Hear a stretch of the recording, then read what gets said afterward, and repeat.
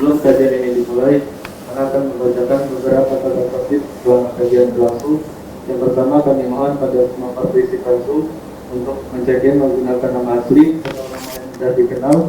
Kemudian yang kedua, kami mohon pada semua partisipan baik ikhwan atau akhwat untuk menonaktifkan fitur audio dan videonya agar tidak menimbulkan fitnah di antara kita. Kemudian yang ketiga, pertanyaan bisa diketik di chat room atau pada kolom komen pada Salim TV. Dan yang terakhir, kami persilakan pada semua partisipan untuk bertanya langsung pada Ustaz, dan kami mohon untuk reaksi terlebih dahulu. Mungkin sekian mukadimah dapat anda sampaikan, dan seterusnya waktu dan tempat kami persilakan pada Ustaz yang Yahya Bismillahirrahmanirrahim. Assalamualaikum warahmatullahi wabarakatuh. Alhamdulillahi ala ihsani wa syukrulahu ala taufiqihi wa amtinani wa asyhadu an la ilaha illallah wahdahu la syarika lahu ta'ziman li sya'nihi wa asyhadu anna Muhammadan abduhu wa rasuluhu da'ila ridwani. Allahumma shalli alaihi wa ala alihi wa ashabihi wa ikhwani. Para jamaah Majelis Ta'lim Qalbun Salim BSD yang dirahmati oleh Allah Subhanahu wa taala. Kita melanjutkan pembahasan kita tentang kitab Riyadhus Shalihin, ya.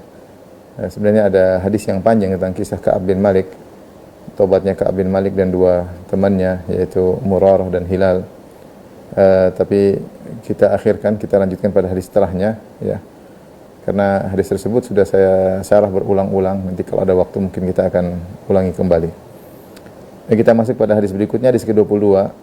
Wan Abi Nujaid, ya, Imran bin Al-Husain, dari Imran Al-Husain Al-Khuzai radhiyallahu ta'ala anhuma. Anna imra'atan min Juhaina atat Nabiyallah wa hiya hubla min az-zina. Ada seorang wanita dari Juhainah, dari kabilah Juhainah, datang menemui Nabi SAW dalam kondisi hamil karena melakukan zina. Faqalat, maka beliau berkata, ya Nabi Allah, wanita ini yang hamil ini berkata, wahai Nabiullah, asabtu haddan fa'akimhu alayya, yaitu aku melakukan satu pelanggaran dosa yang mengharuskan aku untuk ditegakkan hukum had. Fa'akimhu alayya, maka tegakkanlah hukum had atas diriku. Fada'an Nabiullah sallallahu alaihi wasallam waliyaha, maka Nabi pun memanggil wali dari wanita ini. Faqala ahsin ilaiha, berbuat baiklah kepada wanita ini. Fa idza wada'at fa'tini, kalau dia sudah melahirkan maka datanglah kepadaku. Fafa'ala, maka mereka pun melakukan. Setelah wanita tersebut melahirkan, maka wanita tersebut dibawa lagi kepada Nabi sallallahu alaihi wasallam. Fa amara biha Nabiyullah fasyukkat 'alaiha thiyabuha, maka Nabi merintahkan agar wanita ini dikencengkan bajunya agar tidak terbuka ketika dirajam. Thumma amara biha farujimat, kemudian Nabi merintahkan untuk merajam wanita ini, maka dirajamlah wanita ini. Thumma shalla 'alaiha, setelah itu Rasulullah SAW pun menyolatkan wanita ini. Faqala lahu Umar bertanya, tusalli 'alaiha ya Nabi Allah wa qad zanat? Ya Rasulullah, engkau menyolatkan wanita ini padahal dia telah berzina. Qala, Nabi berkata, laqad tabat taubatan law qusimat baina sab'ina min ahli Madinati lawasi'athum. Sungguh wanita ini telah bertobat dengan suatu tobat, kalau dibagi untuk 70 orang penduduk kota Madinah maka mencukupi untuk mereka. Wa hal wajadta taubatan afdala min an jadat bi nafsiha lillahi ta'ala. Apakah kau mendapatkan suatu tobat yang lebih afdal daripada sang wanita ini yang dia telah menyerahkan dirinya, nyawanya untuk Allah Subhanahu wa taala. Hadis riwayat Muslim. Hadis ini mengkisahkan tentang tobatnya seorang wanita, ya. Tobatnya seorang wanita yang dia sudah menikah dan dia melakukan zina. Kita tahu bahwasanya orang kalau sudah menikah kemudian melakukan zina, ya, maka hukumnya dirajam. Beda dengan kalau orang ghairu muhsan. Ghairu muhsan adalah belum menikah dengan nikah syar'i kemudian berzina, maka cuma dicambuk 100 kali, didera 100 kali, kemudian setelah itu diasingkan selama setahun. Adapun kalau sudah pernah menikah dengan nikah yang syar'i, apakah statusnya janda atau statusnya duda, yang penting sudah pernah menikah dengan nikah syar'i, kemudian melakukan zina, maka dirajam. Inilah hukum Allah Subhanahu wa taala bagi orang yang melakukan zina, ya. Orang yang melakukan zina. Dan kita tahu dulu ada turun ayat dalam Al-Qur'an, ya, wasyaikhu wasyaikhatu idza zanaya. Dalam Al-Qur'an pernah dibaca oleh kaum mukminin, seorang lelaki dan seorang wanita jika berzina, ya, farjumuhuma, maka rajamlah mereka berdua. Tetapi ayat ini kemudian dimansuhkan secara lafal, tetapi hukumnya berlaku. Tapi ayat rajam tersebut pernah dibaca oleh kaum mukminin, tetapi kemudian dimansuhkan secara lafalnya, tidak ada lagi di Al-Quran, kita nggak dapati. Tetapi hukumnya masih terus berlaku dan diterapkan oleh Nabi SAW, diterapkan oleh Khulafa'ur Rasyidin, diterapkan oleh para umara, ya, setelah itu, ya. Tidak lain tujuannya adalah untuk menjaga kesucian masyarakat. Seandainya tidak ada hukum rajam, tidak ada hukum dera bagi orang yang berzina, maka orang akan bebas melakukan perzinahan. Kalau orang sudah bebas melakukan perzinahan, maka akan bercampur anak orang, zina dengan istri orang, ya, zina dengan suami orang, dan akhirnya akan kacau balau, terjadi kehamilan tanpa pernikahan, dan akan terjadi kekacauan dalam kehidupan bermasyarakat, ya. Hilang rasa malu, ya, hancur-hancuran. Dan kita tahu bahwasanya di antara daruriyatul khams, di antara 4-5 perkara yang diperhatikan dalam syariat adalah hifdzu an-nasab, menjaga nasab. Ini sangat penting, ya, sehingga setiap keluarga menjaga harga diri mereka, ya.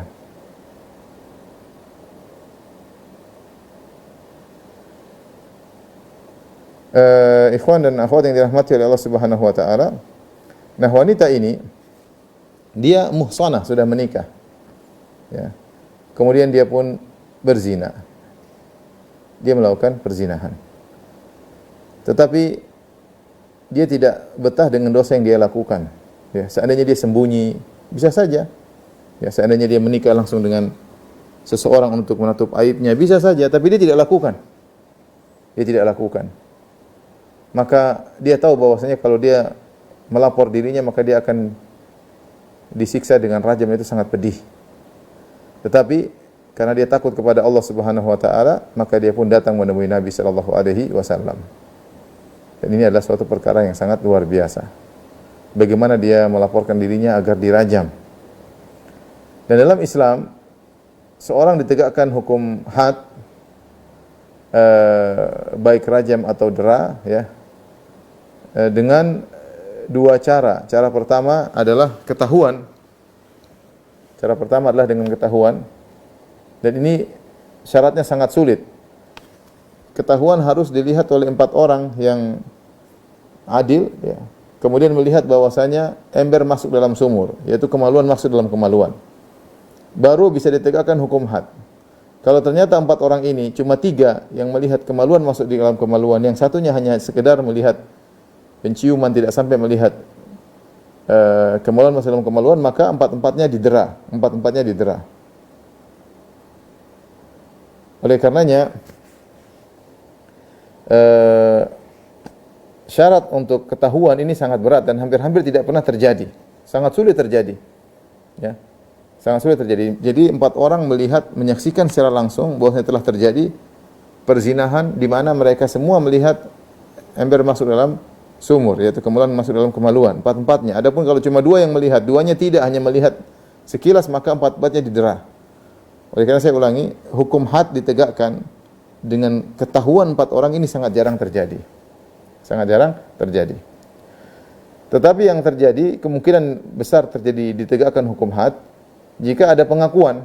Sebagaimana di zaman Nabi SAW pernah terjadi seorang lelaki yang bernama Ma'iz al-Aslami yang pernah melaporkan dirinya kepada Nabi bahwasanya dia berzina. Ya. Kemudian juga di antaranya wanita ini, Imra'atun Juhainiyah, wanita dari Juhainah yang melaporkan dirinya bahwasanya dia berzina. Ya. Para ulama berselisih. Jika ada seorang melaporkan, apakah lebih afdal seorang ketika melakukan zina dia berdiam diri sembunyi-sembunyi, ataukah dia melaporkan dirinya? Ya. Wallahu alam, pendapat yang lebih kuat bahwasanya jika seorang melakukan zina dan dia tahu dia tidak akan mengulangi lagi, maka dia tidak perlu melaporkan dirinya kepada penguasa. lebih baik dia bertobat. Dalil akan hal ini adalah kisah Ma'iz al-Aslami. Ma'iz al-Aslami dia berzina. Kemudian lapor kepada Nabi sallallahu alaihi wasallam. Nabi ketika dilapor, ya Rasulullah saya telah berzina. Rasulullah SAW tidak peduli dengan laporannya. Kemudian datang kedua kali, dia Rasulullah saya berzina. Kata Rasulullah SAW, abika junun, kau gila kan? Kau ngelapor-lapor berzina. Tapi Rasulullah SAW tidak segera tegakkan hukum had. Sampai dia datang, Rasulullah SAW datang ketiga kali, Rasulullah SAW suruh sahabat coba cek apakah dia mabuk atau sesuatu, apakah dia coba cek di kampung dia bagaimana. Orang semua mau jadi orang soleh, dia tidak mabuk. Sampai ketika dia lapor keempat kali, baru Nabi SAW kemudian suruh menegakkan hukum had. Akhirnya dia pun dirajam. Ma'iz al-Aslam dirajam. Ketika dia dirajam, dia kesakitan, dia lari. Dia dirajam, dia lari. Ketika dia lari, ada seorang yang melempar dengan tulang kalau tidak salah mengenai kepalanya sehingga dia pun meninggal dunia. Kata Rasulullah SAW, halla taraktumuh, tidakkah kalian biarkan dia pergi? Dia bertobat, kemudian Allah menerima tobatnya. Ini isyarat Rasulullah SAW suruh dia biarin saja, ya. Biarin saja dia pergi, ya. Beda dengan kalau ketahuan 4 orang ketahuan sudah selesai, harus ditegakkan. Tapi kalau pengakuan, maka pembahasannya panjang.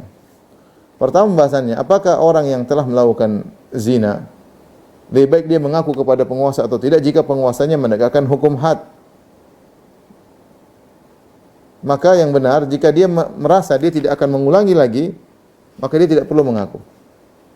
Dia tidak perlu mengaku. Ya sudah, dia bertobat, Allah tutup aibnya dan dia tidak akan mengulangi lagi. Dan dia jangan ceritakan kepada siapapun. Ya, karena Nabi mengatakan kullu ummatin mu'afa illa al-mujahirin. Bahwasanya semua umatku akan diampuni kecuali orang yang terang-terangan menceritakan tentang maksiatnya, maka tidak akan selamat, ya. Kondisi kedua, ya, jika ternyata dia ini merasa akan mengulangi lagi, maka kalau dia merasa akan mengulangi lagi perbuatan zina, maka sebaiknya dia melaporkan dirinya. Dia melaporkan dirinya supaya dia ditegakkan hukum had, supaya dia tidak mengulangi lagi perbuatan tersebut, ya. Nah, kita di tanah air, kita tahu bahwasanya penguasa kita tidak menjalankan hukum had dalam masalah ini. Ya, maka seorang bertobat kepada Allah jika terjerumus dalam perzinahan. Jangan mengulangi lagi. Setiap orang bisa salah. Jadi masalah kalau dia mengulang-ulang perbuatannya. Dan seseorang kalau sudah melakukan perbuatan seperti ini, dosa zina atau dosa yang lainnya, maka jangan ceritakan kepada orang lain, hukumnya haram. Tidak boleh cerita kepada orang. Kalau dia cerita kepada orang lain, maka dia tidak akan dimaafkan. Beda dengan kalau dia bercerita kepada sang hakim, sang penguasa agar dia akan hukum had, sebagaimana Ma'iz cerita kepada Nabi sallallahu alaihi wasallam, sebagaimana wanita ini cerita kepada Nabi sallallahu alaihi wasallam agar mereka dibersihkan dengan ditegakkan hukum had. Adapun cerita gembar-gembor sana, ya, ini tidak diampuni oleh Allah Subhanahu wa taala. Apalagi memvideokan seperti zaman sekarang, memvideokan kemudian disebarkan di dunia maya, wali'adzubillah. Bercerita sih tidak boleh. Apalagi kemudian memvideokan kemudian disebarkan. Wali'adzubillah, ya. Ini adalah apalagi dibangga-banggakan, ya. Seorang kalaupun dia sudah bertobat, jangan cerita sama sekali. Sudah bertobat jangan cerita sama sekali. Cukup Allah yang tahu. Kalau dia, ya, dia cerita, maka tidak selamat dari siksa Allah Subhanahu wa taala. Wanita ini dia lapor kepada Nabi sallallahu alaihi wasallam bahwasanya dia berzina. Ya. Tapi dia berkata dengan perkataan yang halus, dia tidak mengatakan saya berzina, dia mengatakan ya Nabi Allah asabtu haddan. Wahai Rasulullah, aku melakukan pelanggaran yang mengharuskan aku ditegakkan hukum had. Dan jelas kondisi dia menunjukkan dia berzina karena dia hamil. Dia mengatakan fa aqimhu alayya. Dia tidak ingin bertahan dengan dosa. Mungkin dia selamat. Kalau dia selamat, dia melahirkan, keluarganya menutupi aibnya, dia akan selamat. Tapi dia takut dengan dosa. Dia takut dengan dosa. Maka dia pun melaporkan dirinya. Padahal konsekuensinya dia tahu dia akan dibunuh. Maka Nabi SAW melihat wanita ini serius, datang, ingin dibersihkan dosa-dosanya. Dan wanita ini tidak mungkin Nabi mengatakan pergi kau, karena bukti sudah jelas di depan. Beda dengan Ma'iz. Kalau Ma'iz dia mengatakan ya Rasulullah, saya berzina, kata Rasulullah SAW pergi. Rasulullah tidak mendengar. Karena lelaki tidak ketahuan. Beda dengan wanita. Wanita misalnya tidak punya suami atau hamil, sudah mau diapain. Makanya Rasulullah tidak menyuruh wanita ini untuk pergi, Rasulullah menerima persaksiannya sallallahu alaihi wasallam. Ya. Maka Rasulullah SAW panggil keluarganya. Kata Rasulullah SAW, ahsin ilaiha, berbuat baiklah kepadanya. Luar biasa. Biasanya wanita seperti ini, kalau sudah berzina, mempermalukan keluarga, mencoreng nama baik keluarga, anaknya entah dinisbahkan kepada siapa, anak zina, dan banyak hal yang menimbulkan keburukan bagi wanita ini. Mungkin wanita ini dimusuhi oleh kerabat-kerabatnya, dimusuhi oleh wali-walinya. Tapi Nabi SAW dengan kata-kata baik mengatakan kepada walinya, ahsin ilaiha, berbuat baiklah kepada wanita ini. Jangan dicela, jangan dicerca. Dasar wanita pezina, dasar wanita lajang. Jadi dia sudah mengaku diri bertobat. Tidak saatnya untuk dihina-hina lagi. Tidak saatnya untuk dicerca lagi. Bahkan Nabi suruh berbuat baik kepadanya, ahsin ilaiha. Kata yang menakjubkan keluar dari Nabi kepada keluarganya, ahsin ilaiha. Berbuat baiklah kepada wanita ini. Dia salah, iya, tapi dia sudah ngaku. Ya. Kemudian kata Nabi SAW, fa idza wada'at fa'tini. Jikalau dia sudah melahirkan, baru bawa dia ke sini. Karena kalau ditegakkan hukum rajam, dia dan akan mati berserta anaknya. Anaknya tidak punya dosa. Anaknya tidak punya dosa sama sekali, yang berdosa ibunya. Maka Rasulullah menyuruh dia untuk dirawat sampai dia melahirkan. Ya. Setelah melahirkan baru kemudian didatangkan untuk ditegakkan hukum had. Maka akhirnya ketika wanita tersebut sudah melahirkan, walinya datang lagi membawa wanita tersebut. Maka Rasulullah SAW menegakkan hukum had. Rasulullah SAW menyuruh para sahabat untuk mengencangkan bajunya. Supaya apa? Supaya kalau dia kesakitan, ya, maka dia tidak terlepas. Namanya orang kesakitan tidak bisa mengontrol dirinya. Khawatir bajunya terbuka, maka perlu diikat dengan kuat sehingga supaya tidak tersingkap auratnya, Ya. Tsumma amara biha, kemudian Rasulullah SAW merintahkan untuk dirajam, farujimat, maka dia pun dirajam. Kata para ulama, rajam tidak boleh dengan batu yang terlalu besar dan tidak boleh juga dengan batu yang terlalu kecil, tapi batu yang sedang. Kalau batu terlalu besar, maka dia cepat mati. Kalau batu terlalu kecil, dia tersiksanya lama. Maka batu yang sedang, yang cukup untuk beberapa saat untuk dirajam sehingga dia mati. Sebenarnya mengatakan kenapa dia dirajam? Karena orang yang sudah muhsan itu sudah pernah menikah, sudah pernah merasakan kelezatan nikmat secara syar'i, kemudian dia mencari jalan yang haram, maka dia dirajam. Dia dirajam karena dia sebenarnya ada kesempatan untuk mendapatkan kenikmatan yang syar'i yang diperbolehkan. Kenapa dia berpindah kepada cara mencari kenikmatan, ya, kebutuhan biologis dengan cara yang haram? Dan ketika dia merasakan kenikmatan kebutuhan biologis tersebut, dia merasakan kenikmatan dengan sekujur tubuhnya. Maka membersihkannya pun dengan dia merasakan kesakitan di sekujur tubuhnya, dengan dirajam mengenai seluruh tubuhnya. Al-jaza' min jinsil amal. Ya. Sebagaimana dia merasakan kenikmatan dengan sekujur tubuhnya, maka dia disiksa juga di dunia dengan lemparan batu yang mengenai sekujur tubuhnya. Setelah itu Rasulullah SAW menyolatkan wanita ini. Dan jika seorang wanita atau pelaku maksiat, apakah mencuri, membunuh, kemudian apakah berzina, yang di situ ada hukum hadnya, ya, maka jika dia bertobat kepada Allah Subhanahu wa taala, maka dia tidak akan disiksa lagi di akhirat. Seharusnya demikian. Karena dia sudah dihukum di dunia. Di antaranya seorang berzina, kalau dia sudah dirajam dan dia ridho dengan dirajam tersebut, ya sudah. Dia pasrah, dia terima, maka dia tidak akan diazab lagi di akhirat. Ini siksaan dia dilempar batu di dunia jauh lebih ringan daripada di akhirat. Di akhirat mengerikan jika seorang melakukan zina. Jangankan di padang mahsyar, setelah di neraka, sementara di alam barzakh pun sudah disiksa. Sebagaimana datang dalam hadis bagaimana seorang pezina diletakkan dalam tungku, kemudian dibakar dan dia kepanasan. Dibakar di bawah tungku, dia kepanasan dalam kondisi tidak memakai pakaian. Itu di alam barzakh. Bagaimana dengan api di neraka jahanam?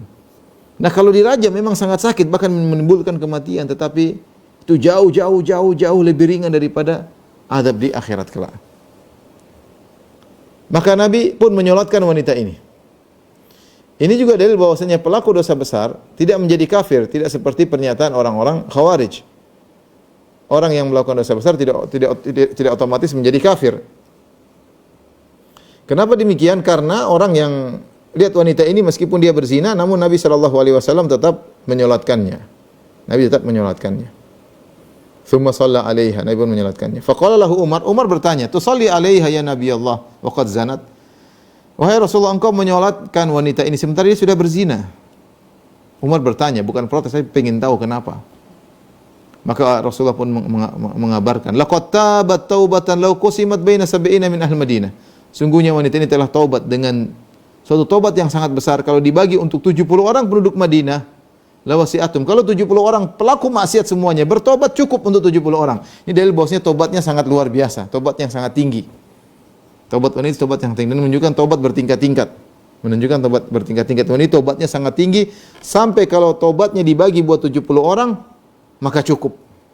Jika dibagi buat 70 orang maka cukup. Menunjukkan tobatnya luar biasa. Dari sini kita tahu bahwasanya tobat orang itu bertingkat-tingkat. Ada yang tobatnya serius benar, ada tobatnya sedang-sedang, ada tobatnya asal-asalan. Allah Maha tahu dengan tingkatan tobat tersebut. Wanita ini tobatnya luar biasa. Sampai kata Nabi, jika dibagi untuk 70 orang tobat semuanya cukup. Wa hal wajadta taubatan afdhala min an jadat bi nafsiha lillahi ta'ala? Apakah kau bisa mendapati wahai Umar tobat yang lebih afdal daripada tobat wanita ini yang di mana dia merelakan melepaskan nyawanya karena Allah Subhanahu wa taala? Dengan dilempar dengan batu dirajam. Ya. Ini ikhwan dan akhwat yang dirahmati Allah Subhanahu wa taala, bahwasanya dalil seorang jika terjerumus dalam dosa besar seperti zina, ya. Jika dia bertobat Allah akan menerima tobatnya. Sekali lagi kita katakan jika seorang merasa dia akan terus terjerumus, maka dia boleh melaporkan kepada penguasa untuk dirajam. Tapi di sini tidak bisa dipraktekkan. Kalau bicara kita misalnya di Arab Saudi, ya, yang mempraktekkan hukum had, jika seorang melakukan zina berulang lagi, ya, maka hendaknya dia melaporkan dirinya agar dia tidak mengulangi perbuatan tersebut. Jangan sampai dia meninggal dalam kondisi su'ul khatimah. Tapi kalau dia pernah berzina, dia merasa dirinya akan sadar dan tidak akan mengulangi lagi, maka tidak perlu melapor. Dia bertobat, cukup Allah yang tahu tentang aibnya. Dan jangan dia ceritakan kepada siapapun tentang aibnya. Ya. Jangan diceritakan kepada siapapun tentang aibnya.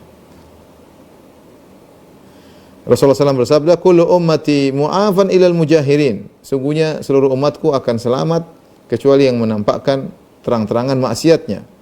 Qalu manil mujahirun? Siapakah Rasulullah orang yang menampakkan terang-terangan maksiatnya? Qala alladhi yaf'alu dzamba tsumma yasturuhu Allah alaih. Orang yang melakukan dosa, kemudian Allah sudah tutup dosanya. Tsumma yusbihu yatahaddatsu bi. Kemudian dia ceritakan kepada orang, saya begini, saya nonton ini, saya ngelihat ini, saya pergi ke diskotek ini, saya berzina dengan fulana, saya begini, saya minum khamar, ini namanya dia cerita maksiat yang dilakukan. Apalagi jika dia bangga bercerita tentang maksiat yang dilakukan tersebut, makin tidak akan diampuni oleh Allah Subhanahu wa taala. Orang harusnya menangisi maksiat yang dilakukan, bukan dia bangga-banggakan. Bukan dia bangga-banggakan. Ya. Baik, kita lanjutkan hadis berikutnya. Wa an Ibnu Abbas radhiyallahu anhuma, dari Ibnu Abbas radhiyallahu anhuma, anna Rasulullah sallallahu alaihi wasallam bahwasanya Rasulullah sallallahu bersabda, "Lau ana li ibni Adam mil'a wadin malan." Kalau seandainya seorang anak Adam punya harta sebanyak satu lembah, la ahabba anna lahu ilaihi mithlahu, maka tentu dia ingin punya harta seperti itu lagi, ingin punya dua lembah. Wala yamla'u aina bni Adam illa turab, dan tidak akan memenuhi mata seorang anak Adam kecuali tanah. Wa yatubullahu ala man taba, dan Allah menerima taubat orang yang bertaubat. Tapi perhatikan hadis ini. Hadis ini bercerita tentang bagaimana sifat manusia yang tamak, dan ini sifat dasar manusia. Wa innahu li hubbil khairi lasyadid. Manusia itu suka sekali dengan harta, kecintanya terhadap harta syadid, sangat kuat. Ini menimpa banyak manusia. Siapa yang tidak ingin punya harta? Siapa yang tidak ingin bersenang-senang punya rumah mewah, punya mobil mewah, punya kebun, punya villa, punya macam-macam manusia. Ya. Senang dengan kemewahan. Tetapi sifat dasar manusia, ya, Ya. Wa tuhibbunal mala hubban jamma. Kalian mencintai harta dengan kecintaan yang dalam. Kalau sudah dikasih harta, dia tidak berhenti. Selalu ingin lebih dan lebih dan lebih, tidak puas. Bahkan dalam sebagian riwayat, "Lau kana libni Adam wadiyani min dhahab." Jika seorang anak Adam punya 2 lembah emas, bukan 1 lembah, 2 lembah emas dia sudah punya. Labtagha thalithan, dan dia ingin mencari lembah emas yang ketiga. Nabi tidak mengatakan jika dia punya 2 lembah sapi atau onta atau kambing emas. Harta apa lagi yang lebih hebat daripada emas? Emas harta yang termulia. Artinya kalau sudah punya emas sudah punya apa-apa. Bayangkan punya 2 lembah emas. Tapi apakah dia berhenti sampai situ? Jawabannya tidak. Dia terus tamak. Dia terus tamak. Ini sifat kebanyakan manusia. Tidak pernah berhenti. Dia hanya bisa berhenti, kata Nabi, wala yamla'u jawfa ila turab. Kalau mulutnya sudah kemasukan pasir, matanya sudah kemasukan pasir, kalau masuk kuburan baru berhenti. Dan Allah isyaratkan dalam Al-Quran, kata Allah, alhaakumut takatsur hatta zurtumul maqabir. Mereka telah dilalaikan oleh sikap banyak-banyakan, takatsur, banyak-banyakan. Perbanyak harta, perbanyak mobil, perbanyak rumah, perbanyak ini, perbanyak macam, bangga-banggaan. Kapan berhentinya? Hatta zurtumul maqabir, sampai kalian menziarahi kuburan, sampai kalian masuk kuburan baru kalian berhenti. Manusia pandangannya selalu ke atas masalah dunia. Tidak pernah puas, tidak pernah qanaah. Makanya di sini Nabi SAW ingatkan, ketika seorang tamak dengan dunia, maka dia sangat mudah untuk melakukan banyak dosa. Dia sangat mudah melakukan banyak dosa. Makanya di akhir hadis kata Nabi SAW, wala yamla'u aina bni Adam ila turab. Tidak akan memenuhi matanya, artinya dia tidak akan berhenti terus melihat harta, melihat keindahan harta, terus nyari dan tidak berhenti kecuali matanya sudah dipenuhi oleh tanah, yaitu masuk kuburan. Kemudian di akhir hadis kata Allah, wa yatubullah ala man tab. Dan Allah menerima taubat orang yang bertobat. Isyarat bahwasanya rakus dengan harta, tamak dengan harta ini membuat seorang banyak terjerumus dalam dosa-dosa. Banyak. Praktek-praktek riba dia langgar, lewatin aja, dia melakukannya. Ya. Cara-cara haram, menipu orang, dan banyak praktek-praktek haram dilakukan oleh manusia, tidak lain untuk mendapatkan lembah emas yang ketiga. Yang menakjubkan, Nabi tidak berbicara tentang orang yang miskin. Kalau miskin mungkin dia kepepet, dia mencuri, kita bilang mungkin ada uzur lah, dia mencuri, dia nggak bisa, kalau nggak mencuri dia lapar, mati. Ini bukan, Nabi berbicara tentang orang sudah punya 2 lembah emas, masih terus mencari. Orientasinya tetap dunia, pandangannya terus ke atas, tidak pernah melihat ke bawah, tidak pernah puas. Orang sebenarnya tidak akan pernah bahagia. Dia mau cari harta yang begitu banyak, dan dia tidak bawa mati harta tersebut. Begitu dia meninggal, harta tersebut dia tinggalkan. Dia tidak pakai kecuali kain kafan, siapapun dia. Mau raja, mau apa, cuma kain kafan masukkan dalam kuburan, selesai. Harta yang dia kumpulkan selama ini tidak akan dia bawa. Dalam hadis kata Nabi SAW, yaqulu ibnu Adam mali mali. Anak Adam berkata, hartaku, hartaku. Qala wa hal laka ya ibnu Adam min malika illa ma akalta fa afnait. Wahai anak Adam, kau bilang hartamu, hartamu. Bukankah hartamu cuma 3? Yang pertama, apa yang kau makan, itulah hartamu yang benar-benar kau nikmati. Yang kau tidak nikmati, kau kumpulkan jadi bongkahan emas, kau masukkan dalam ruang tersembunyi, dalam ruang bawah tanah, tidak kau nikmati. Yang kau nikmati, yang kau makan. Wa hal laka ya ibnu Adam min malika illa ma akalta fa afnait. Yang kau makan maka selesai, itulah hartamu. Au labista fa ablait, atau kau beli baju kau pakai sampai bajumu menjadi usang, itulah. Au tasaddaqta wa fa amdait, atau kau sedekahkan sehingga kau dapat pahalanya di akhirat. Wa ma siwa dzalika fa huwa dzahibun wa tarikuhu linnas. Adapun selain itu maka akan sirna atau kau akan tinggalkan buat orang lain. Sudah, itu bukan hartamu lagi. Seorang ngumpulin harta banyak-banyak, ya, sampai sudah punya 2 lembah masih cari lembah yang lain. Harta itu seperti air asin, semakin diminum semakin haus. Tidak akan ada ujungnya. Tidak akan ada ujungnya. Dan ini yang menyebabkan banyak orang terjerumus dalam kemaksiatan gara-gara harta. Tengkar sama keluarga, sampai bunuh-bunuhan gara-gara masalah waris, ribut, memutuskan silaturahmi gara-gara urusan warisan, banyak hal. Makanya setelah Nabi menyebut tentang masalah harta, Nabi mengatakan wa yatubullahu ala man tab, dan Allah menerima taubat orang yang bertobat kepada Allah Subhanahu wa taala. Ikhwan akhwat yang dirahmati Allah Subhanahu wa taala, tentunya bukan berarti ketika kita mencela sikap orang yang mencari harta tidak berhenti-berhenti bukan berarti kita mencela harta. Harta sebagaimana dijelaskan oleh Ibnu Rajab Al-Hambali dalam pembahasan hadis tentang zuhud, dia mengatakan harta tidak dicela secara zatnya dan tidak dipuji secara zatnya. Dia hanyalah dunia. Dia sama seperti waktu. Kita nggak boleh mencela waktu karena waktu nggak bisa berbuat apa-apa. Waktu nggak bisa. Waktu adalah tempat bergulir perbuatan. Kita nggak boleh mencela waktu. Nggak boleh bilang zaman edan hukumnya haram. Nggak boleh. Kalau zaman orang-orang sebagian orang edan ya mungkin sebagian orang edan. Tapi kalau zamannya edan nggak boleh.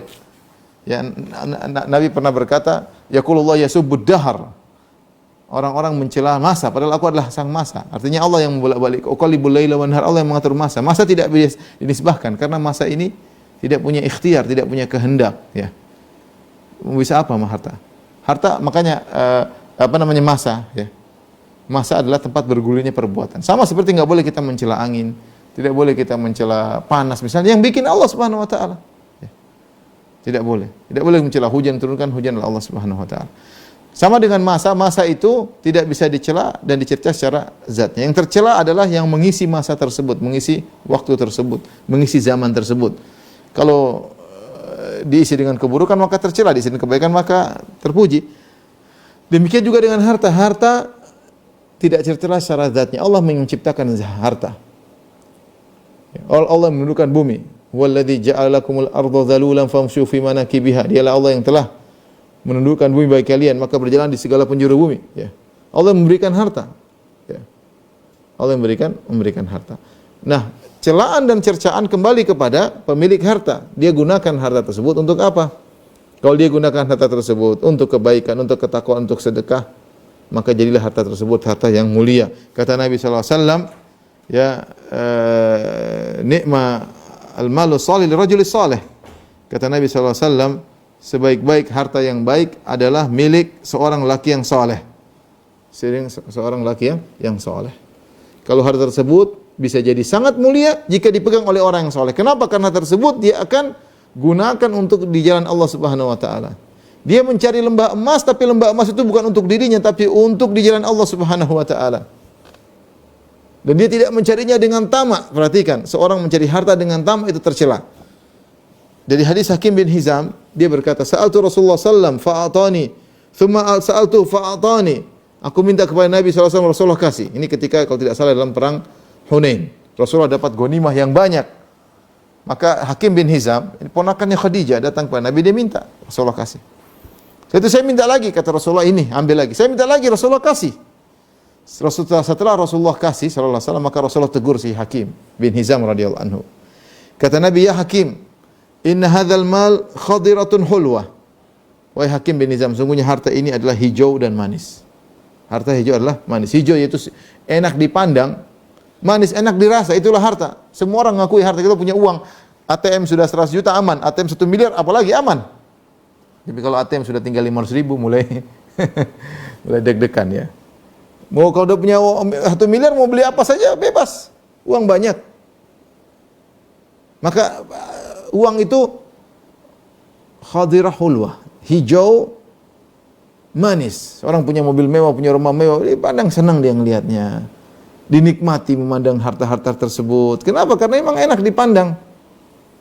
Tetapi Nabi mengingatkan, "Faman akhadhahu bi sakhawati nafsin burika lahu fih." Barang siapa yang mengambil dengan jiwa yang tidak rakus, maka akan diberkahi. Dapat, tapi jangan rakus tamak seperti melihat sesuatu ya, seperti orang kelaparan lihat makanan, seperti orang bernafsu lihat perempuan. Dengan semangat, enggak boleh. Kita orang Islam enggak boleh ambil harta seperti itu, enggak boleh. Enggak berkah kata Nabi SAW. Siapa yang mengambilnya dengan tamak tidak berkah, tapi kalau dia mengambil dengan tidak tamak, burika lahu fih, maka akan diberkahi. Wa man akhadhahu bi israfi nafsin, siapa yang mengambil harta dengan semangat, israf yaitu semangat, tamak, lam yubarak lahu fih, maka tidak akan diberkahi. Wa kana kalladzi yakulu wa la yashba, maka dia seperti orang yang makan dan tidak pernah kenyang. Al yadul ulya khairun minal yadi sufla, tangan di atas lebih baik daripada tangan di bawah, yang memberi lebih baik daripada yang menerima. Hakim bin Hizam setelah mendengar sabda Nabi SAW, ya, maka dia tidak pernah lagi semangat untuk mencari harta. Kalau dia pun ambil harta tidak dengan hawa nafsu, tidak dengan tamak. Oleh karenanya, ikhwan dan akhwat rahmatillah subhanahu wa ta'ala, harus kita waspada Jangan sampai kita seperti lelaki yang disebutkan oleh Nabi sallallahu alaihi wasallam, "Lau kana li bani Adam wadiyani min dzab labtaghu thalian." Sudah dapat 2 lembah, pingin cari lembah ketiga, tidak pernah berhenti. Harus umur kita ini semakin habis ya. Sebagian habis mencari lembah lagi. Sudah cukup, udah punya 2 lembah, harusnya sudah tenang. Sudah fokus untuk beribadah. Ini cari lembah ketiga, lembah keempat, apalagi sudah umur 80, 90. Waliyadzubillah. Taib yang hadis terakhir ya, dalam bab taubat. Tetapi bagaimanapun kata Nabi sallallahu alaihi wasallam, "Wa yatubullah ala man tab." Siapa yang bertobat, maka Allah terima tobatnya. Siapa yang bertobat, Allah terima tobatnya. Ya mungkin dia waktu mengambil harta dengan rakus, dengan ini, praktek riba, dengan menipu orang, dan semuanya, yang penting dia bertobat, Allah terima tobatnya. Kalau dia punya hak orang lain dia ambil, semaksimal mungkin dia kembalikan. Semaksimal mungkin dia kembalikan. Kalau dia tidak mampu, serahkan kepada Allah Subhanahu wa taala. Dia pernah mencuri harta orang, dia pernah merampok harta orang, cari orang tersebut. Dia punya harta, kembalikan. Repot nanti hari kiamat kelak. Tapi kalau dia sudah semaksimal tidak mampu, serahkan kepada Allah. Ya Allah, saya sudah berusaha, saya tidak mampu. Allah Maha penerima taubat. Taib, hadis yang terakhir tentang bab taubat. An Abi Hurairah radhiyallahu taala anhu, dari Abu Hurairah radhiyallahu anhu, anna Rasulullah sallallahu alaihi wasallam qaal, bahwasanya Rasulullah SAW bersabda, "Yadhakullahu subhanahu wa ta'ala ila rajulain yaqtulu ahaduhum al-akhar yadkhulanil jannah." Allah tertawa kepada 2 orang, yang satu membunuh yang keduanya. Yang pertama membunuh yang keduanya, ternyata yadkhulanil jannah, kedua-duanya masuk surga. Yuqatilu hadza fi sabilillah fayuqtal. Maka yang pertama membunuh yang kedua, maka yang kedua pun mati syahid. Tsumma yatubullahu 'alal qatil. Kemudian Allah mengilhamkan taubat kepada sang pembunuh, fayuslim, kemudian dia masuk Islam, kemudian dia ikut perang, fayustashhad, dia mati syahid lagi. Ternyata dua-duanya mati syahid. Ini perkara yang menakjubkan. Maka Allah tertawa melihat kondisi 2 orang ini. Ya. Dan kita Ahlus Sunnah wal Jamaah meyakini Allah memiliki sifat yang Allah sebut dalam Al-Quran. Mau sifat apa saja, mau sifat ridha, mau sifat tertawa, mau sifat apa saja, kalau Allah sebut tentang sifatnya kita beriman. Tidak perlu kita takwil, kita beriman, tetapi tawa Allah tidak sama dengan tawa manusia. Jangan sampai seorang menganggap namanya Allah itu harus tertawa, harus begini, ada ininya, ada anunya, enggak. Ya. Tidak harus demikian, ya. Kita bilang hanya Allah yang tahu tentang zatnya, Allah yang tahu tentang kaifiyat sifatnya. Tapi Allah tertawa. Ya.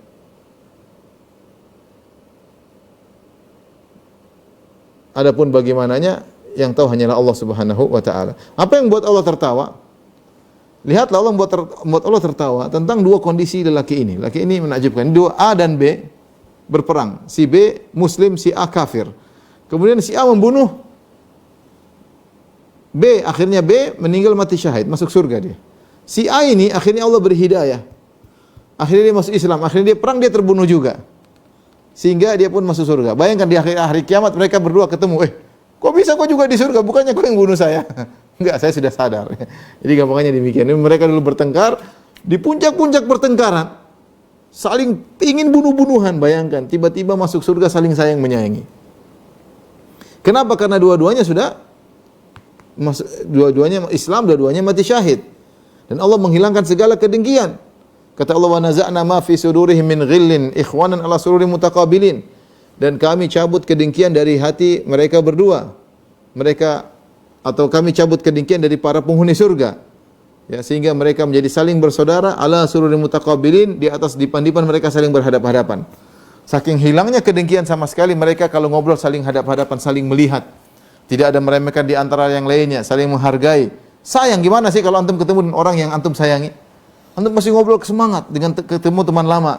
Kita ketemu, udah lama enggak ketemu, kemudian ngobrol semangat, tertawa, saling berhadapan. Bukan satunya di sana sambil lihat ke sini, satunya ngobrol, satunya main HP. Enggak, itu namanya enggak sayang. Kalau sayang itu cinta, ngobrol berhadapan. Gimana, Masya Allah, gimana kabarmu? Gitu. Kira-kira penghuni surga setiap hari seperti itu. Nah, ternyata 2 orang ini dulu bunuh-bunuhan. Ini perkara yang menakjubkan. Jadi perkara yang menakjubkan banyak dari 2 kisah ini. Pertama, dua-duanya, ya, satunya terbunuh, ya. Waktu itu ketika si B terbunuh, si A masih kafir. Si A masih kafir, berjihad di jalan syaitan. Tahu-tahu ketemu. Tentu ini membuat si B kaget. Loh, kamu, kalau bahasa kita, kok kamu bisa di sini? Ente apa salah? Enggak salah. Ente ingin bunuh saya dulu. Ya, ente ingin bunuh saya. Ya. Kok bisa di sini? Ya, ternyata si A dapat hidayah dan masuk Islam dan akhirnya mati syahid juga. Ceritanya demikian. Yang tadinya dua-duanya saling benci, saling ingin bunuh-bunuhan, ternyata saling menyayangi, dan saling menyayangi di akhirat bukan cuma sederhana tapi benar-benar ikhwanan wa naza'na ma fi sudurihim min ghillin ikhwanan ala sururin mutaqabilin. Kami cabut kebencian dari dada mereka, ya. Jadilah mereka saudara-saudara yang saling berhadap-hadapan ketika berbicara di atas dipan-dipan. Ini dalil bahwasanya dosa sebesar apapun, ini bayangin orang kafir. Kalau sebelumnya kita sudah bercerita tentang pembunuh 100 nyawa. Pembunuh 100 nyawa tersebut seorang muslim. Dia telah membunuh tapi dia muslim. Ini kondisi orang yang lebih parah. Dia kafir dan dia berjihad di jalan syaitan dan dia membunuh seorang pahlawan muslim. Dosanya sudah besar banget. Sudah berjuang di jalan syaitan, membunuh seorang muslim. Tapi kalau dia bertobat, apakah tobatnya diterima? Iya, diterima tobatnya. Buktinya dalam hadis ini.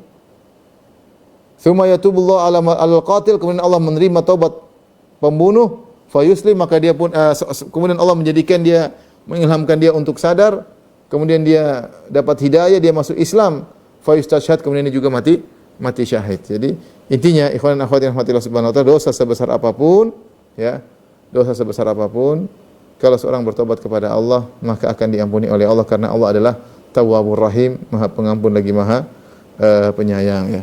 Itulah tadi 3 hadis yang terakhir dalam bab taubat. Insyaallah pertemuan berikutnya kita masuk pada bab yang baru tentang bab as-sabar. Ada satu hadis tadi kita tinggal tentang hadis tentang kisah Ka'ab bin Malik. Itu hadis sangat panjang, saya sudah bahas beberapa kali, di antaranya kemarin pertemuan sirah yang terakhir saya bahas juga tentang hadis Ka'ab bin Malik, sehingga saya tidak ingin mengulangi. Yang ingin melihat atau mendengar ceramah tentang kisah taubatnya Ka'ab bin Malik dan kisah sangat menarik bisa lihat dalam kajian sirah Nabi. Wallahu a'lam bishawab. Silakan kalau ada yang bertanya, saya persilakan. Baik bertanya lewat chatting atau secara langsung, saya persilakan.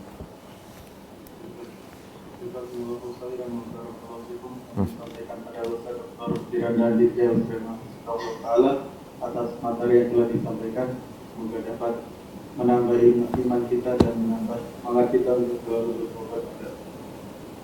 Pertanyaan pertama, Assalamualaikum Ustaz. Izin bertanya, jika seseorang sudah bertaubat, apakah di akhirat nanti tetap akan dilipat dosa-dosanya? Terima kasih. Wallahu a'lam bishawab. Ada khilaf di kalangan para ulama tentang hal ini. Jika seorang sudah bertaubat, apakah akan dihisab juga, diperlihatkan juga? Sepakat ulama bahwasanya siksaannya dihapus. Ya, siksaannya dihapus. Tapi yang jadi pertanyaan, apakah catatannya ikut dihapus? Ini ada khilaf di kalangan para ulama. Sebenarnya berpendapat bahwasanya kalau seorang sudah bertobat, maka bukan cuma siksaannya yang dihapus, catatannya pun dihapus. Berdasarkan keumuman hadis, at-taibu minadz-dzam kama la dzamba lahu. Seorang yang bertobat dari dosa seperti tidak pernah berdosa. Seorang yang bertobat dari dosa seakan-akan tidak pernah berdosa. Nah, kalau seakan-akan tidak pernah berdosa seperti orang tidak berdosa, berarti catatannya harusnya enggak ada juga. Harusnya enggak ada juga. Ini pendapat pertama. Pendapat yang kedua mengatakan meskipun sudah bertobat, catatannya, dosanya sudah dihapus, catatannya masih ada. Kamu pernah begini. Dan akan diperlihatkan pada hari kiamat. Ya. Wa ya sau'atah wa in afaut. Ya, sebagaimana dikatakan oleh sebagian salaf, sungguh memalukan meskipun kau telah memaafkan ya Allah.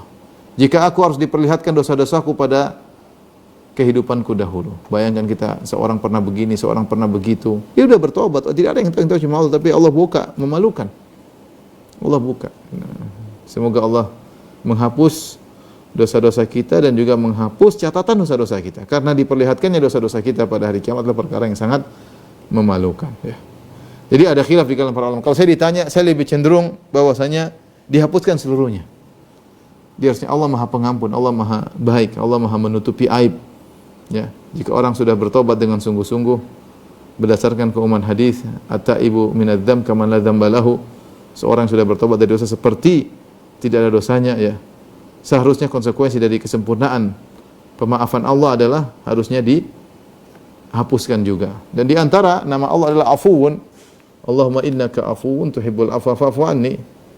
Dan sesungguhnya engkau adalah Maha Afu. Dalam ayat Quran juga banyak wa ya'fu an katsiran. Allah afu itu maha maafkan. Dan kata afu sendiri dalam bahasa Arab diambil dari menghilangkan izalah, menghilangkan jejak. Jadi seharusnya seorang ketika sudah bertobat, mudah-mudahan catatannya semua dihapus. Jika tidak, maka tentu perkara yang memalukan bagi setiap orang. Bayangkan betapa banyak di antara kita yang mungkin, yang namanya kita main medsos, terkadang melihat hal yang tidak benar, ya. Terkadang lewat di depan kita yang tidak benar, ya. Terkadang kita mencatat yang tidak benar. Kemudian sebagian orang sudah menghapus-hapusnya, apalagi yang pernah syuting ini, syuting anu, pernah merekam ini, merekam anu, pernah melihat ini, melihat anu, historinya dia sudah hapus, kemudian dia sudah hapus semuanya, mungkin dia sudah ganti akun dan seluruhnya. Tapi itu semuanya tidak hilang. Catatan di malaikat masih ada. Catatan di malaikat masih ada. Mau kita zaman SMA, mau zaman SMP, ya masih ada catatannya. Ya, kalau itu diungkapkan, sungguh perkara yang memalukan, meskipun dimaafkan. Maka kita hanya berharap kepada Allah yang afu. Allahumma innaka afuwun tuhibbul afwa fa'fu anna. Ya Allah, sungguhnya Engkau Maha mengampun, Maha pengampun. Bukan cuma pengampun, Kau menghapuskan catatan-catatan dosa-dosa kami. Maka hapuslah catatan dosa-dosa kami. Jangan Kau permalukan kami pada hari kiamat kelak. Wallahu a'lam bishawab.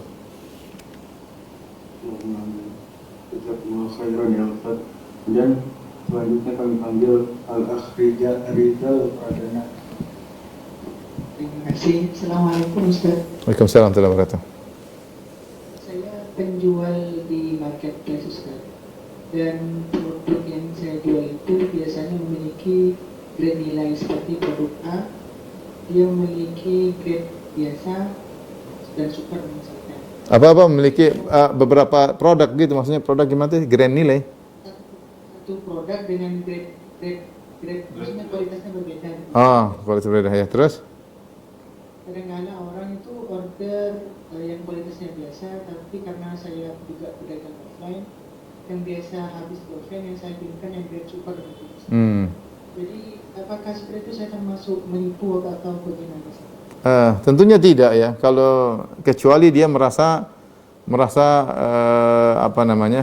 kecuali kalau dia merasa dibohongi. Tapi biasanya orang seperti itu malah bersyukur karena kita memberikan grade yang lebih tinggi ya, memberikan grade yang lebih tinggi. Kalau dia komplain menunjukkan dia tidak ridho, dia bilang saya memang cari yang grade rendah karena saya cocoknya dengan grade rendah. Contoh, ada orang jual madu, ada sebagian madu yang grade-nya tinggi, artinya yang harganya sampai 3 juta seperti madu tertentu, yang tingkat kekentalannya hanya keluar pada lebahnya keluar pada bulan-bulan tertentu. Ada yang di bawahnya lebih murah, mungkin cuma 1 juta. Bisa jadi ada orang yang cocok dengan yang bawah. Ketika kita beli yang bawah, dia kasih yang atas, dia tidak kuat karena saking kentalnya. Itu dia merasa dapat mudarat, merasa tertipu. Tapi kalau sebaliknya dia justru mau pingin beli yang mahal tapi duitnya nggak ada, malah kita kasih yang mahal, tentu dia lebih senang. Dia lebih senang. Kalau terjadi apa yang terjadi yang antum sebutkan, antum bisa minta kalau ada komplain, saya hanya ada yang grade lebih baik. Mudah-mudahan tentu harusnya dia lebih senang. Harusnya tidak jadi masalah. Tidak jadi masalah karena memang kesedihan kita nggak ada. Tapi nggak ada masalah kalau kita kasih tahu dalam catatan, misalnya qadarullah grade yang rendah tidak ada, saya berikan yang lebih produk lebih baik. Semoga menyenangkan pembeli. Terus kirim. Kalau dia bilang saya tidak mau, ya sudah, kita harus kembalikan. Itu hak dia. Tapi kalau dia ridho dan insya Allah dia ridho, maka tidak jadi masalah. Wallahu a'lam bishawab.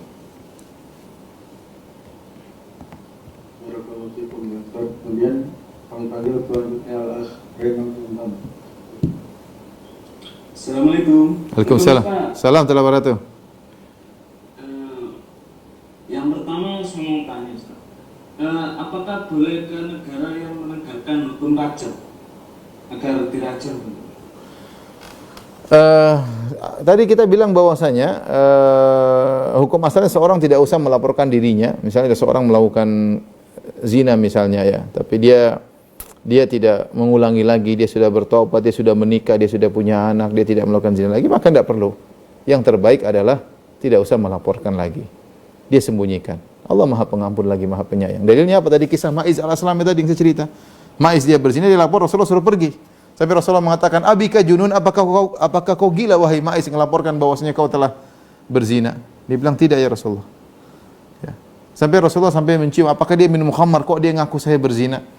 Artinya Rasulullah menyuruh dia pulang sampai 3 kali, menunjukkan isyarat yang lebih baik adalah tidak usah melapor. Demikian juga ketika sudah dilempar, kemudian dia kabur, Rasulullah, "Halla taraktumu, kenapa kalian tidak biarkan dia lari?" Artinya apa? Sebagian orang berpendapat kalau orang ngaku saya telah berzina, kemudian dia mau ditegakkan rajam, dia bilang, "Enggak, saya kemarin main-main saja," diterima. diterima. Beda kalau ketahuan sudah. Artinya apa? Artinya ini isyarat dari Nabi bahwasanya seorang kalau melakukan zina tidak usah melaporkan dirinya. Cukup dia tutup, hanya Allah yang tahu. Kecuali kalau dia mengulang-ulangi. Kalau dia mengulang-ulangi ya bagusnya dia lapor. Dia nggak lapor, melapor sampai pergi ke Arab Saudi ya boleh. Kalau kita bilang boleh saja kalau memang mau ditegakkan. Tapi kelihatannya sih saya tidak tahu apakah ditegakkan atau tidak. Karena perzinahannya terjadi misalnya di luar negara Arab ya. Tentu itu urusannya panjang ya. Tentu urusannya panjang ya. Wallahu a'lam bishawab. Boleh tanya sekali lagi? Sekalian boleh. Saat kita berdoa minta kaya gitu, selama 10 tahun, tapi kita tetap miskin, apa kita harus sadar bahwa mungkin kaya itu bukan yang terbaik untuk kita, dan mungkin kita harus berfokus ke doa yang lain? Oh begitu ya, pertanyaannya bagus ya. Kalau sudah 10 tahun berdoa nggak kaya-kaya, apakah rubah doa? Boleh rubah doa ya. Kalau kita minta kaya yang kaya yang bukan kaya berarti yang kaya. Kita kan doa kita boleh minta berkecukupan. Allah min as'alukal ghina wat tuqa. Allah min as'alukal huda wat tuqa wal afafa wal ghina. Kita merasa berkecukupan, ini yang penting, minta qanaah. Ya, kekayaan itu belum tentu mendatangkan kebahagiaan, belum tentu. Seorang sudah minta 10 tahun, ya sudah cukup ya. Dia minta sekarang rubah, dia tetap berdoa minta kecukupan. Jadi kan di antara doa Nabi, Allah min as'alukal huda wat tuqa wal afafa wal ghina ya. Ya Allah, aku minta kepada Engkau petunjuk, kemudian juga al-ghina. Al-ghina itu kecukupan, merasa cukup ya. Apakah Allah memberi kita merasa kecukupan dengan hati yang qanaah, atau Allah memberikan kecukupan dengan harta, urusan Allah Subhanahu wa taala.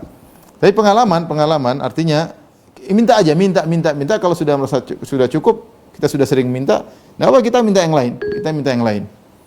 Saya pengalaman pribadi, pernah saya berdoa beberapa tahun minta sesuatu. Terus karena saya ada kesibukan yang bukan saya, tetapi husnuzon harus.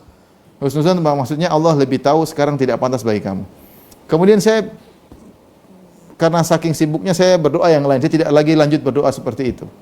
Tahu-tahu setelah 2 tahun kemudian baru Allah kabulkan. Ini doa yang pernah saya doain 3 tahun lalu dan saya sempat doa berapa tahun kemudian saya tinggalkan, setelah itu Allah kabulkan, berarti dahulu memang saya belum pantas untuk diberikan, mudah-mudahan sekarang saatnya yang tepat bagi saya. Artinya itu di antara ya kita senantiasa husnudzon ya. Kalau sudah 10 tahun berdoa memang belum kaya-kaya, berarti memang belum pas.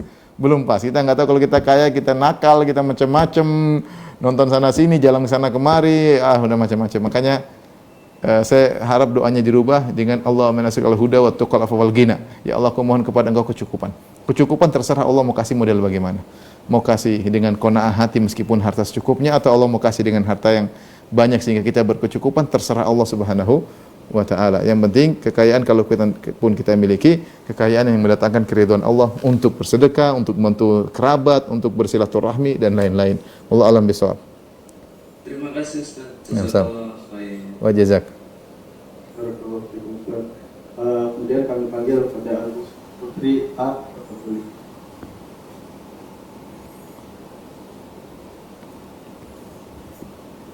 Silakan.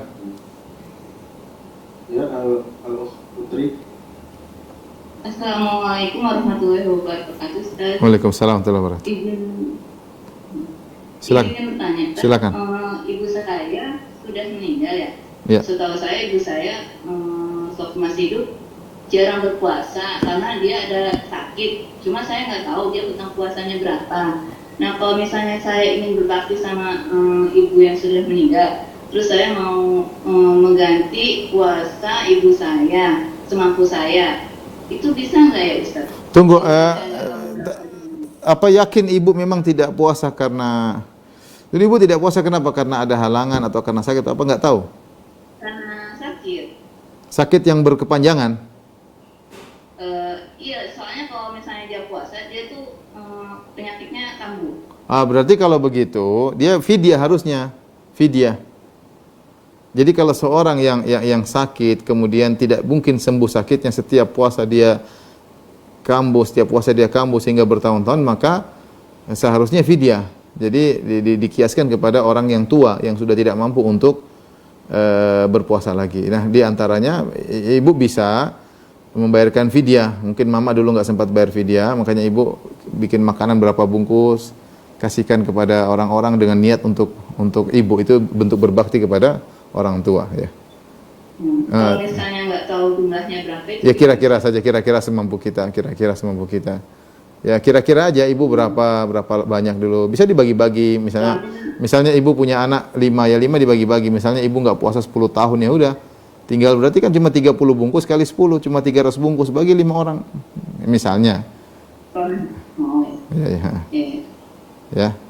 Soalnya udah bertahun-tahun sih kayaknya. Ya enggak apa, semampunya aja, pelan-pelan enggak ada masalah. Ya. Ya, sama-sama. Pertanyaan selanjutnya, Ustaz izin bertanya, apakah boleh kita sering melakukan sholat taubat supaya lebih tentram hati kita? Salat taubat disyariatkan untuk semua dosa, baik dosa kecil maupun dosa besar. Kalau kita melakukan dosa, boleh kita salat taubat, dosa apapun. Itu kembali kepada pribadi masing-masing. Tapi tidak semua dosa harus kita salat taubat, ya. Artinya kita istighfar, bertaubat dengan salat taubat sunnah. Ya kalau orang sedang perbanyak karena dia merasa ada dosa yang dia lakukan, enggak ada masalah. Tergantung dia. Ada orang yang tidak, dia cuma cukup astagfirullah, tubi ilaik. Dia sibukkan dengan salat yang lain. Kalau kecuali dia melakukan suatu dosa yang tidak biasa dilakukan, hari ini dia melihat sesuatu yang biasanya tidak dia lihat, dia salat taubat. Ya, sehingga dia tidak selalu. Artinya ada dosa-dosa yang dilakukan, tidak sengaja dia ngomong ini, enggak sengaja dia dengar ini, enggak sengaja dia melihat sesuatu, dia salat taubat, ya. Maka oke lah kalau seperti itu. Tapi kalau terus-terusan 1 hari 5 kali, itu saya khawatir karena tidak dicontohkan, ya, tidak dicontohkan oleh para salaf. Tapi intinya dosa apapun kita boleh salat taubat. Ya, tapi itu tidak wajib, hanya sunnah. Tidak wajib, hanya sunnah. Yang wajibnya kita istighfar, astagfirullah, tubu ilaik, itu yang wajibnya. Jadi kalau Anda tidak merasa tentram kecuali dengan salat taubat, tidak jadi masalah. Saya merasa taubat saya kurang tentram, saya ingin lengkapi dengan salat taubat, maka boleh. Wallahu a'lam bishawab.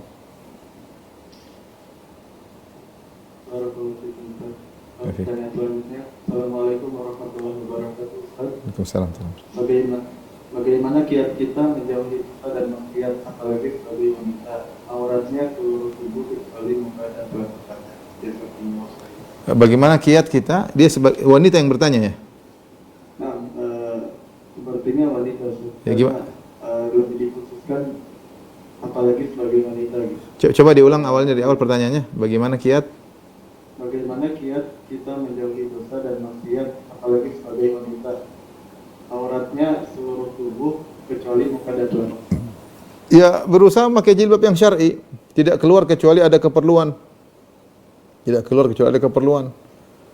berusaha tidak membuat fitnah bagi laki yang lain, ya. Kita hidup cuma sebentar. Berusaha membahagiakan suami. Kalau belum nikah sama lelaki sana. Sibukkan diri menyenangkan suami, sudah pahala besar di rumah. Keluar ada keperluan, habis keluar pun demi menyenangkan suami. Ya, udah urus anak-anak, ciptakan kebahagiaan di rumah. Yang bikin masalah kalau sering keluar, itu jadi masalah. Sering keluar tanpa ada keperluan, penyiksa anak, ke mall sini, ke mall sana, ke mall sini, hobinya keluar. Ya, kalau ada keperluan enggak ada masalah. Ngurusin anak-anak, ngurusin keluarga, beli ini, beli anu, secukupnya. Kalau sudah pulang, ya seperti itu. Fokus menyenangkan suami, fokus menyenangkan anak-anak. Jihadnya wanita di rumah, ya. Jihadnya wanita di rumah. Di rumah dia banyak pekerjaan yang mendatangkan pahala. Makanya Allah mengatakan waqarna fi buyutikunna, tetaplah kalian di rumah kalian. Sebagian ulama seperti Thahir bin Asyur mengatakan tetapnya seorang wanita di rumah ibadah. Dia menetap di rumah aja, enggak keluyuran, ibadah. Dia keluar, argo pahala berhenti. Kembali dalam rumah, argo pahala jalan terus. Jika diniatkan karena Allah Subhanahu wa taala. Intinya kalau keluar jaga diri, ya, jaga diri. Pakai pakaian syar'i. Jangan pakai pakaian yang ketat membuat orang timbul hasrat ketika melihat lekukan tubuhnya. Kalau dia cantik, dia berusaha kalau tahu bukan saya bilang semua perempuan cantik, ya, tapi kalau dia tahu wajahnya beda dengan yang lainnya, artinya orang semua bilang dia cantik, ya, maka hendaknya dia pakai cadar, ya, karena itu sudah pasti menggoda lelaki kalau memang sangat cantik, ya. Dan dia terus bertakwa kepada Allah sampai ajal menjemputnya. Wallahu a'lam bishawab. Kemudian kami panggil Asqaf Abu Bisar. Assalamualaikum warahmatullahi wabarakatuh, Ustaz. Waalaikumsalam warahmatullahi wabarakatuh. Terima kasih, Mas. Wan, izin bertanya, Ustaz. Ya. Untuk yang pertama kali hijrah, yang bagaimana Rasulullah SAW untuk memerintah para sahabat untuk memahamkan sahabat yang baru masuk Islam pada agamanya. Nah, untuk selanjutnya kan untuk diajarkan Al-Quran kepada sahabat yang baru masuk Islam, Ustaz. Ya. Nah, untuk pertama dipahamkan agamanya itu apakah ada batasannya sampai untuk bisa beramar ma'ruf nahi munkar atau bagaimana, Ustaz? Apa bisa dibarengin? Ini orang baru hijrah. Kalau baru hijrah sebaiknya banyak nuntut ilmu ibadah, praktek. Jadi ilmu praktis, ilmu praktek. Sebelum dia masuk pada tahapan beramar nahi munkar, karena dia masih lemah, dia masih belum kuat juga. Dia masih labil, belum stabil, ya. Ketika dia masih labil, dia perlu mengokohkan imannya agar dia stabil. Caranya gimana? Dia banyak bergaul dengan orang-orang soleh. Banyak bergaul dengan orang-orang soleh, kemudian boleh belajar baca Quran, sibukkan dengan ibadah, biasakan puasa Senin Kemis, biasakan sholat di masjid, kemudian sholat rawatib, ada waktu sholat malam, mulai latihan sedekah sedikit-sedikit, jangan lupa majelis ilmu. Saya rasa itu dulu, sampai dia mulai nambah ilmu, sampai kokoh dia merasakan kelezatan iman, baru kemudian dia mulai mungkin menasihati, ya. Karena semua ada prioritas, ya. Orang kalau baru hijrah langsung diajak macam-macam, khawatir dia tidak kuat. Tidak kuat, bisa jadi ujub, bisa jadi begitu, ya. Bisa jadi dia baru ini langsung diajak macam-macam, suruh jadi ceramah, repot. Baru hijrah suruh ceramah, terkadang bisa timbul ujub dalam dirinya, ya. Oleh karenanya hendaknya dia mematangkan dirinya. Dia boleh share pengalaman boleh, tapi adapun kemudian sampai pada tahapan beramar nahi mungkar, apalagi nahi mungkar, saya rasa perlu prioritas, ya. Tapi kalau dia sudah merasa cukup, ya, dia mulai merasa stabil, mulai ada teman-teman yang membantu menjaga dia dengan dia berkawan yang komunitas yang baik, maka tidak mengapa mulai sedikit-sedikit, ya. Wallahu a'lam bishawab. Jadi inti nasihat saya kalau berhijrah belajar tauhid, belajar tafsir, ya, sambil belajar sambil diamalkan. Jangan cuma belajar tapi langsung praktek. Berbakti sama orang tua diamalkan. Wallahu a'lam bishawab. Maaf, Ustaz, boleh sekali lagi bertanya? Boleh, silakan. Terima kasih. Nah, untuk pengingkaran, suatu pengingkaran yang melihat kemungkaran dengan hati itu sebelum lemahnya iman, kan? Iya. Nah, apakah yang demikian itu dapat dikatakan tercela, Ustaz? Jika memang kita hanya bisa mengingkarinya melalui hati saja tanpa tindakan dan perbuatan yang lainnya, gitu. Tidak, itu tidak tercela, tapi itu menunjukkan kualitas iman. Kualitas iman. Ya, dalam kondisi tertentu kita nggak bisa. Kita tidak bisa mencela dengan lisan, dengan tangan, terkadang memang tidak memungkinkan. Bukan ranah kita misalnya. Kita tidak mampu misalnya, ya. Ada yang kita mampu, tapi kita tidak melakukannya. Itu menunjukkan kualitas iman. Beda. Jadi orang tidak bisa mengingkari dengan lisan dan tangan. Ada dalam kondisi tidak mampu. Kalau tidak mampu, dia tidak tercela. Allah mengatakan fattaqullaha mastata'tum, bertakwalah semampumu. Kita enggak mampu, ya. Banyak hal yang kita tidak mampu melakukannya, tidak sesuai dengan ranah kita, ya. Misalnya kita lihat ada misalnya ada perampokan, kita enggak bisa mau ngapain, merampok, menghadang orang perampok, ya enggak bisa, kita enggak mampu. Ini kita enggak tercela karena memang kita enggak mampu. Yang jadi masalah kalau kita mampu tapi kita tidak melakukan, ya. Ada saudara kita bisa kita ngomong tapi kita pekewuh, tapi kita nggak suka, maka menunjukkan kualitas iman kita rendah. Maka hendaknya kita perbaiki, kita berusaha untuk menaikkan kualitas iman kita. Dalam hal ini ada sedikit celaan bagi kita karena kita tercela tatkala iman kita rendah. Kenapa? Kamu mampu untuk menasihati, cuma kamu pekewuh, nggak enak, takut ribut, takut macam-macam. Ya harusnya kamu tidak berdosa sih, tidak. Cuma kamu harus mengupgrade imanmu. Mulai, ya Allah, karena Allah saya ingin menasihati dengan lisan. Kalau tangan kan nggak mungkin, tapi dengan lisan mungkin bisa. Ya, banyak orang seperti itu, ketika dia melihat satu kemungkaran, sebenarnya dia bisa mengingkari dengan tangan, dia nggak bisa. Sebenarnya dia bisa mengingkari dengan lisan. Caranya gimana? Dia datang, dia ngobrol berdua dengan orang tersebut, dia nasihati. Cuma dia tidak lakukan. Kenapa? Dia takut. Takut apa? Bukan takut dipukul, bukan. Takut nanti nggak enak, nanti menyinggung, nanti akhirnya nggak jadi-jadi. Akhirnya temannya melakukan maksiat terus dan dia hanya mengingkari dalam hati. Ya, dari sisi ini dia tercela karena dia tidak mengupgrade imannya. Allah alam bisawab. Makasih Ustaz. Ya, sama-sama. Makasih, Mas. Jazakumullah khairan Ustaz. Pertanyaan selanjutnya, Assalamualaikum Ustaz. Afwan izin bertanya, seperti yang Ustaz ceritakan di awal bahwa di negeri kita tidak ada menggunakan hukum rajam. Lalu bagaimana jika ada seorang istri yang berzina dengan pria lain, tapi kemudian dia bertaubat dengan perbuatan yang sesungguhnya, dan dia benar-benar menyesali perbuatannya yang telah dan meninggalkannya? Apakah Allah mengampuni dosa-dosanya? Amalan apakah yang harus dilakukan agar dia istiqomah dalam syukur? Jika dia berzina dengan laki lain, pertama, jangan dia ceritakan sama suaminya. Itu aib. Semua yang berkaitan laki lain tersebut dia harus hilangkan jejak. Dia blokir, dia sudah selesai. Tidak usah cerita sama suaminya. Tobatnya adalah dengan pertama bertobat kepada Allah Subhanahu wa taala. Yang kedua, dia fokus benar-benar dia telah berkhianat kepada suaminya. Makanya dia benar-benar fokus berbakti sama suaminya. Tunjukkan bahwasanya dia benar-benar bertobat. Bukan dia bertobat kemudian di rumah ngomel suaminya, diajak suaminya berhubungan enggak mau, macam ini namanya enggak benar. Ya, dia sudah ditumpahi dengan air mani yang haram, sekarang dia fokus. Makanya dikatakan para ulama bahwasanya cara bertobat adalah melakukan lawannya. Saya pernah mengatakan kalau ada orang sebenarnya melihat yang tidak benar, lihat di video atau apa, dia segera lihat mushaf. Lihat Al-Quran, lihat ayat-ayat Allah supaya yang tadi terhapus dengan lawannya. Dan itu makanya sebenarnya mengatakan ada obat secara umum, ada obat secara yang spesifik. Yang spesifik adalah lawan dari maksiat yang kita lakukan. Sekarang seorang wanita, maksiat yang dilakukan adalah zina dengan laki-laki lain. Apa yang spesifik lawannya itu? Ya dia fokus sama suaminya. Benar lihatnya suaminya, menyenangkan hati suaminya dengan bertobat kepada Allah. Semoga Allah semoga Allah mengampuni karena Allah Maha Pengampun. Demikian rekan-rekan sekalian Majelis Taklim Qalbun Salim yang rahmatillah subhanahu wa ta'ala, apa yang saya sampaikan insyaallah pada 2 pekan berikut kita akan masuk pada bab baru tentang babus sabar ya. Wabillahi taufiq wal hidayah. Assalamualaikum warahmatullahi wabarakatuh.